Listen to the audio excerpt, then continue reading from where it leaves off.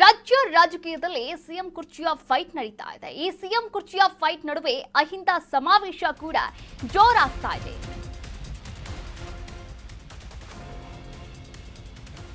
CM ಕುರ್ಚಿ fight ನಡುವೆ ಅಹಿಂದ ಸಮಾವೇಶ.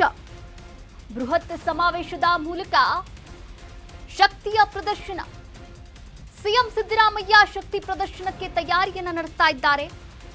ಇಂದು ಹುಬ್ಬಳ್ಳಿಯಲ್ಲಿ ಬೃಹತ್ ಅಹಿಂದ ಸಮಾವೇಶ. ಹುಬ್ಬಳ್ಳಿಯ ಹಿಂದಿರಾ ಗಾಜಿನ ಮನೆಯಲ್ಲಿ ಪ್ರೋಗ್ರಾಂ. ಸಮಾವೇಶದಲ್ಲಿ 5,000ಕ್ಕೂ ಹೆಚ್ಚು ಜನ ಸೇರಲಿದ್ದಾರೆ. ಭಾಗಿಯಾಗುವಂತಹ ನಿರೀಕ್ಷೆ ಕೂಡ ಇರುವಂತದ್ದು.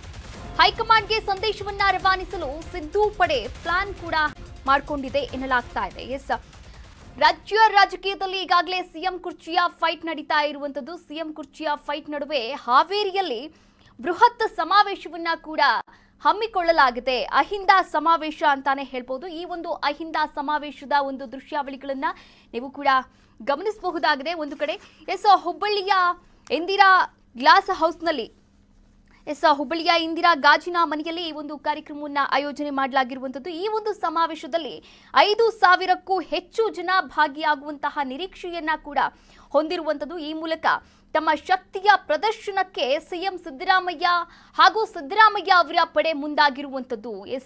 ಹೈಕಮಾಂಡ್ಗೆ ಸಂದೇಶ ರವಾನೆ ಮಾಡೋಕೆ ಸಿದ್ದು ಬಣ ಈ ರೀತಿಯ ಪ್ಲಾನ್ ಮಾಡ್ಕೊಂಡಿದ್ಯಾ ಎನ್ನುವಂತಹ ಒಂದಷ್ಟು ಚರ್ಚೆಗಳು ಕೂಡ ರಾಜ್ಯ ರಾಜಕೀಯ ವಲಯದಲ್ಲಿ ಕೇಳಿ ಬರ್ತಾ ಇರುವಂತದ್ದು.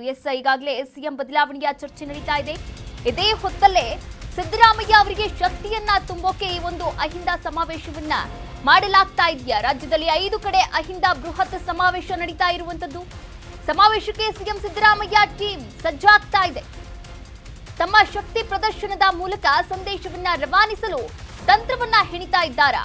ಮಧ್ಯ ಕರ್ನಾಟಕ, ಕಲ್ಯಾಣ ಕರ್ನಾಟಕ ಭಾಗದಲ್ಲಿ ಸಮಾವೇಶವನ್ನ ಹಮ್ಮಿಕೊಳ್ಳಲಾಗಿರುವಂತದ್ದು. ಹಾಗೆ ಹಳೆ ಮೈಸೂರು ಭಾಗದಲ್ಲೂ ಕೂಡ ಸಮಾವೇಶಕ್ಕೆ ತಯಾರಿಯನ್ನು ನಡೆಸಲಾಗ್ತಾ ಇದೆ. ಇನ್ನು ಬೆಂಗಳೂರಿನಲ್ಲೂ ಕೂಡ ಬೃಹತ್ ಸಮಾವೇಶ ಮಾಡಲು ನಿರ್ಧಾರವನ್ನ ಕೂಡ ಮಾಡಲಾಗ್ತಾ ಇರುವಂತದ್ದು.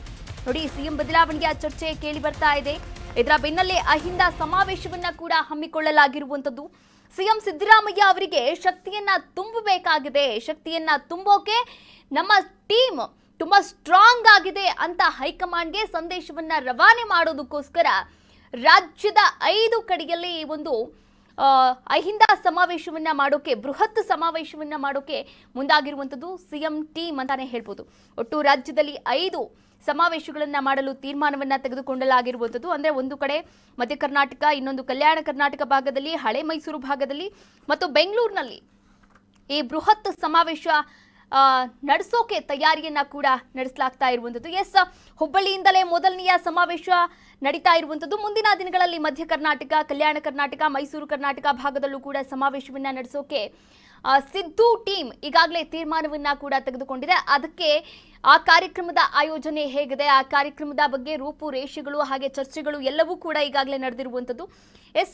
ಈ ಮೂಲಕ ಕಾಂಗ್ರೆಸ್ ಹೈಕಮಾಂಡ್ಗೆ ಸಂದೇಶವನ್ನ ಅಂದ್ರೆ ಕಾಂಗ್ರೆಸ್ ಹೈಕಮಾಂಡ್ಗೆ ಸಿಎಂ ಸಿದ್ದು ಟೀಮ್ ತುಂಬಾ ಸ್ಟ್ರಾಂಗ್ ಆಗಿದೆ, ಶಕ್ತಿಯುತವಾಗಿದೆ ಎನ್ನುವಂತಹ ನಿಟ್ಟಿನಲ್ಲಿ ಸಂದೇಶವನ್ನ ರವಾನೆ ಮಾಡೋಕೆ ಸಿದ್ದು ಟೀಮ್ ಪ್ಲಾನ್ ಅನ್ನ ಕೂಡ ಮಾಡಿಕೊಂಡಿರುವಂತದ್ದು.